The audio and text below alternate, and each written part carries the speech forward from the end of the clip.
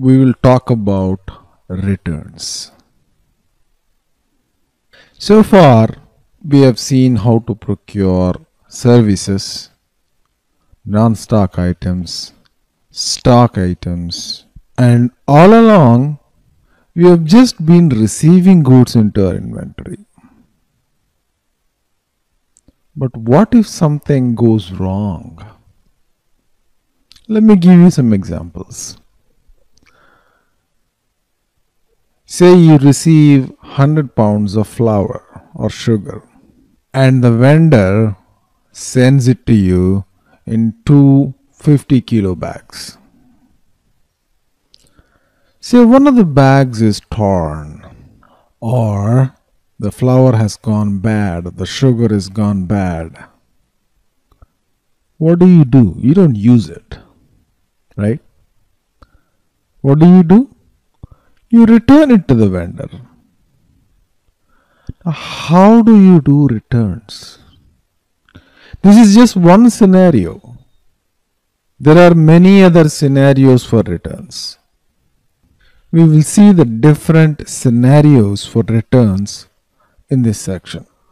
The simplest is called as a return delivery. So what is a return delivery? Let's take the same case.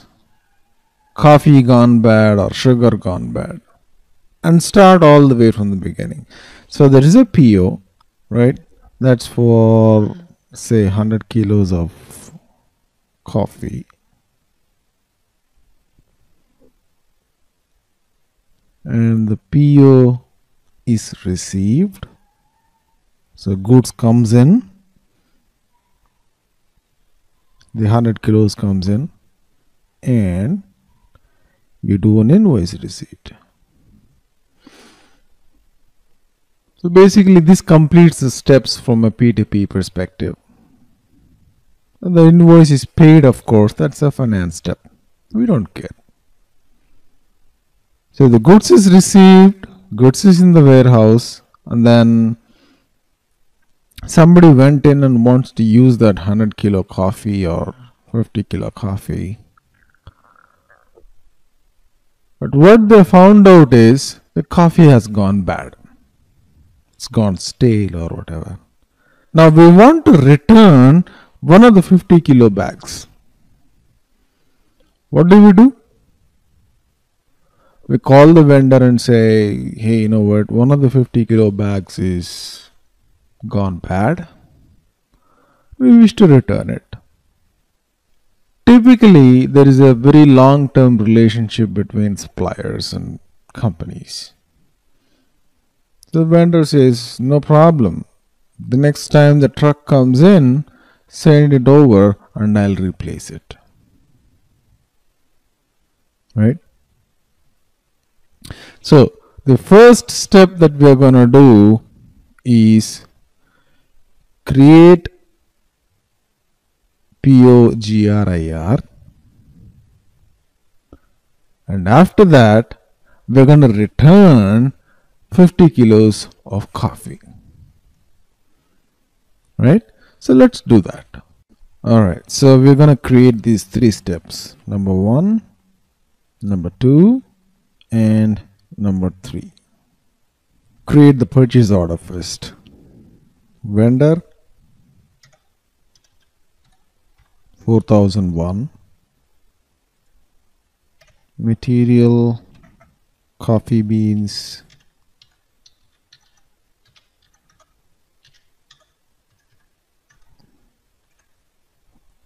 quantity 100.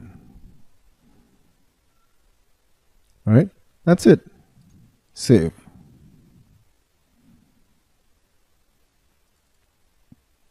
We've got our PO. Copy it. Now by this point, you should be very well versed with the basics of POGRIR. So that's the reason why I'm not going into the details. If you are not well versed, then you better go back to the previous chapters. Alright, so go back Go to goods movement. Now we are doing step number 2 here. Now this step is done. We have ordered for 100 kilos of coffee. Now after some time, the goods are coming in. And that's what we are going to do now. We are going to receive the goods. So put the purchase order number that we copied in there. Enter. And how much did we receive? We received 100 kilos. We are saying item OK. And where did we receive it? Into our coffee storage location. And save. Okay, so the material document is posted. So step number 2 is done. Now we are going to do step number 3, which is receiving the invoice. So we have raised a purchase order, received the goods, and after some time, of course, we got to pay. And to pay, we have to receive the invoice. So the vendor is now going to send the invoice. And we're going to receive it into the system. How do you do that? Miro.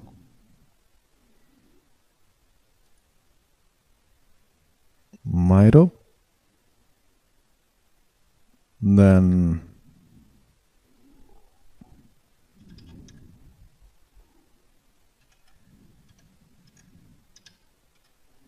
when did we receive the invoice? This is the invoice date against this purchase order. Hit enter.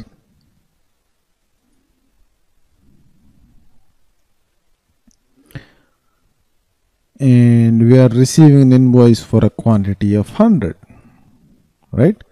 And what's the amount? $1,000. So we're gonna put an amount of $1,000 here.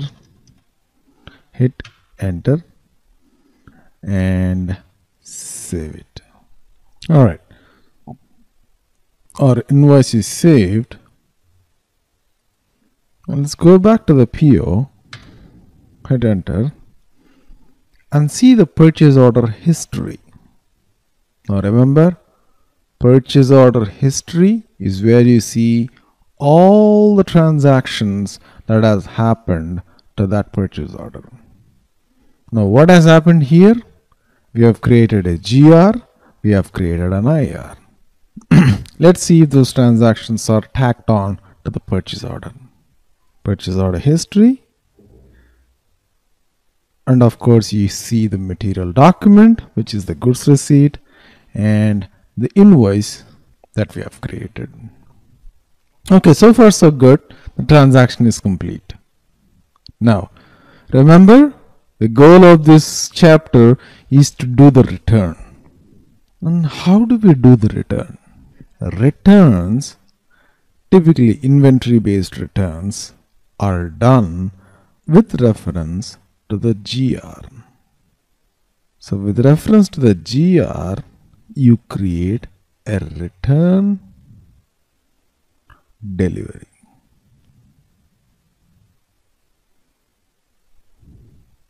And where do you do it? In MyGo. So let's do that. So let's copy this material document.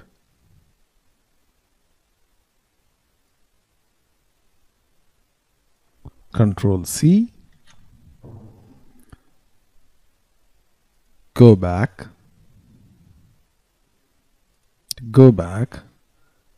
Now go to MyGo, and instead of a goods receipt, we do a return delivery.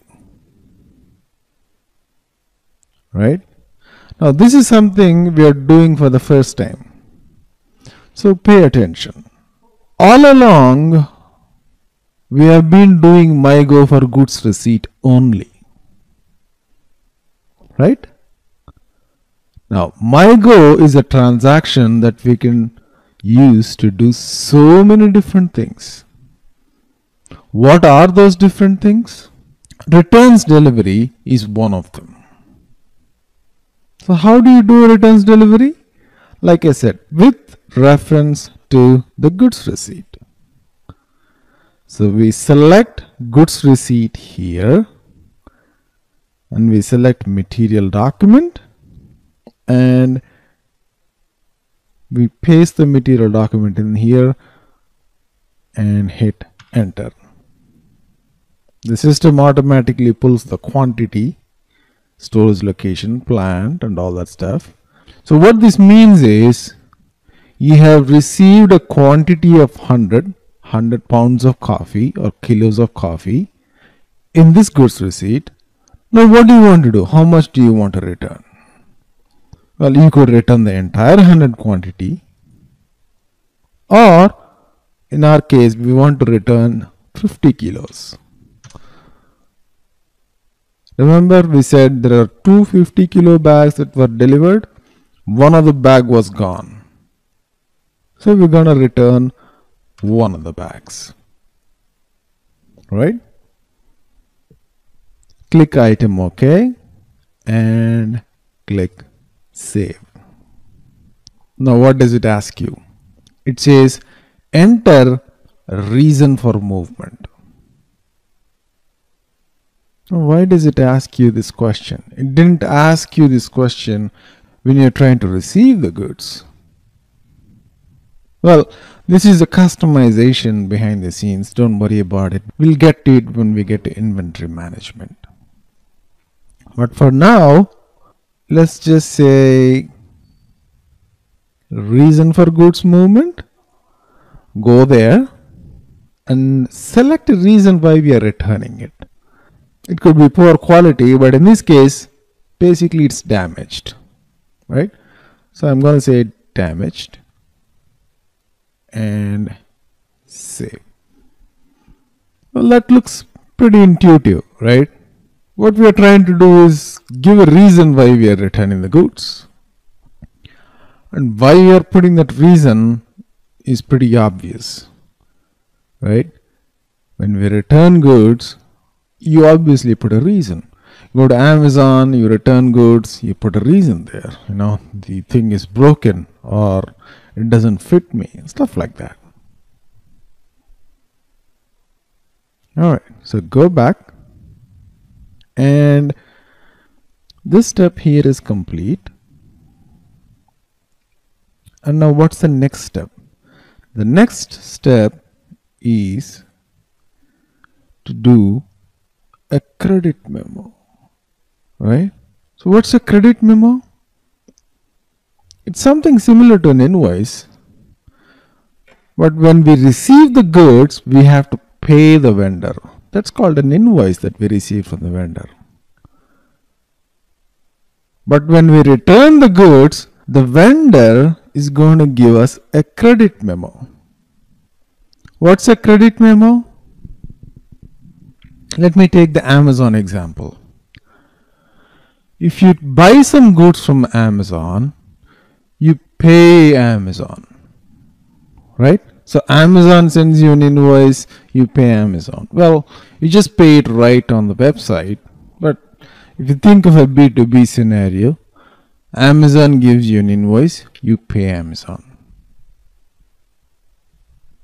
But what if you return goods to Amazon? Now Amazon owes you money, right? In this case, the vendor ABC Foods 4001 is like Amazon, and you are returning some of the stuff back to Amazon. Now what happens? The vendor owes you money. So he gives you what's called as a credit note or credit memo. What is a credit memo? It says, I have to pay you so much. Earlier, an invoice says, you have to pay me so much. A credit memo is the exact opposite of an invoice. It says, I owe you money.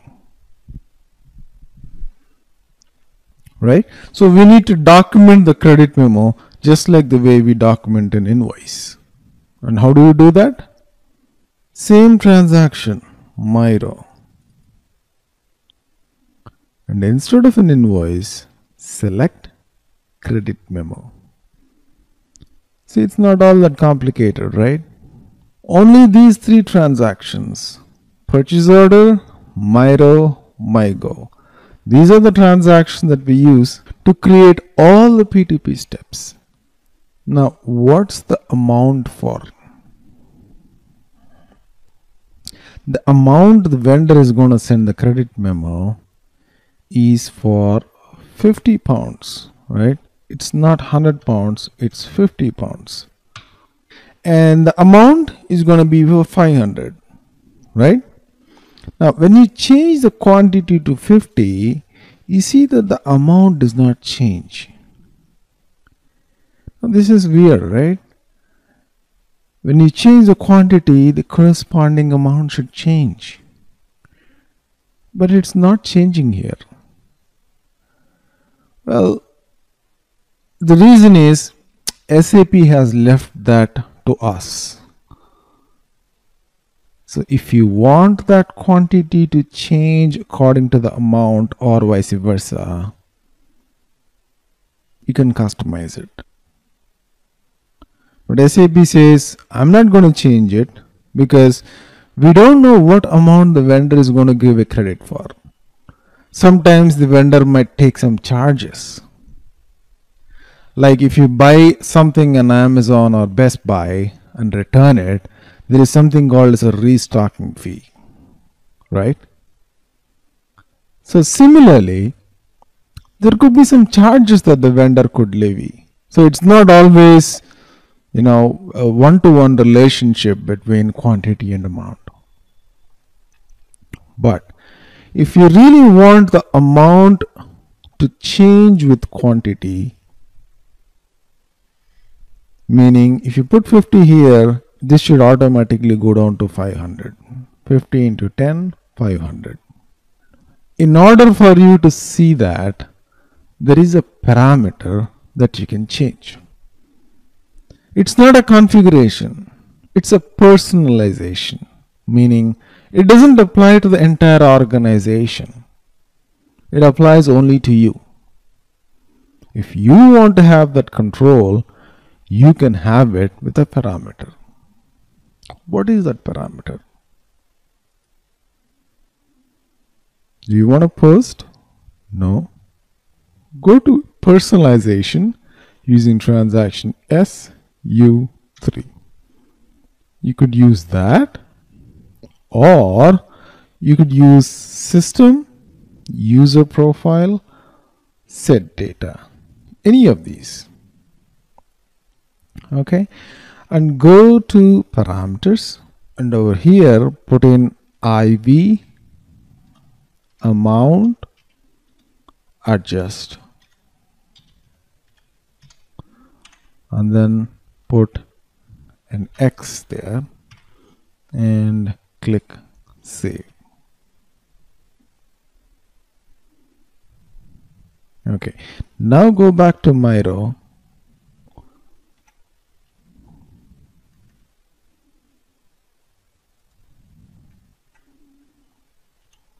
Put your purchase order number in there, and the quantity that we are receiving a credit memo for is 50. Now observe the amount column. So I've just entered 50 and hit enter. You see what happened? The amount automatically changed to the corresponding amount for that quantity. 50 multiplied by 10 is 500. If you put 25, it's going to automatically change to 250. Right? So that's that. We're going to change it back to 50, and we are going to receive that for $500, make the balance as 0, and save it. All right, so we have created this in Miro.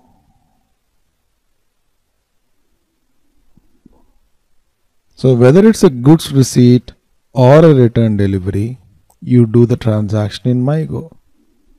Whether it's an invoice receipt or credit memo, you do those transactions in Miro. So what have we done now?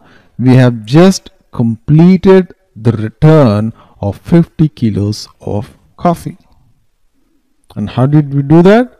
We created a return delivery with respect to PO. This is with respect to material document.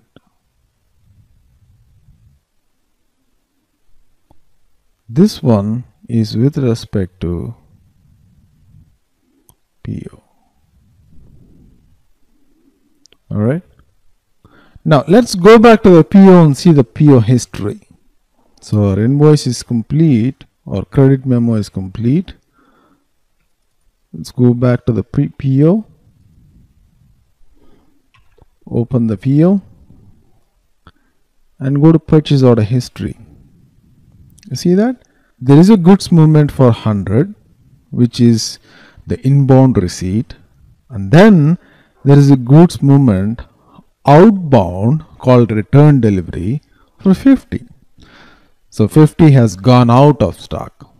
How does it go out of stock? Well, we have created a movement here. But the next time the vendor comes in with his truck and all, he'll take the 50 kilo bag, put it in his truck and take it back. As simple as that. So it's a pure inventory movement from our perspective. Right? There is no shipment involved, there is no packing, nothing of that sort. There is another way to do these things which involves all the logistics, but let's not discuss that here. This is a simple inventory movement. We receive the goods, we send the goods out. There is no shipping, there is no packing, there is no labeling, any of that stuff. And then we have two invoices. One is an invoice receipt, where we receive an invoice for a quantity of 100, the original invoice. And then we have a credit memo for a quantity of 50. Right? Sorry. Let's go to the delivery schedule tab and observe this field called the open quantity. What does it say? It says 50. What does it mean? The original PO was for 100. We needed 100 pounds or kilos of coffee. We have originally received 100 pounds of coffee, right? But we have sent out 50. So we only received a net of 50 pounds of coffee. And what does this mean? This means that we are yet to receive 50 kilos of coffee, right? And that's called as an open quantity. An open quantity basically says we are yet to receive 50 kilos of coffee. How does the system know that? Very simple. 100 minus 50 is 50, right? So whatever was expected is the PO quantity, and whatever we got is the GR quantity, and whatever is remaining, of course, is open quantity. So in the next chapter, we're going to discuss a little bit about this open quantity and how to close it, how to block it, how to mark the delivery as complete, and all that kind of stuff.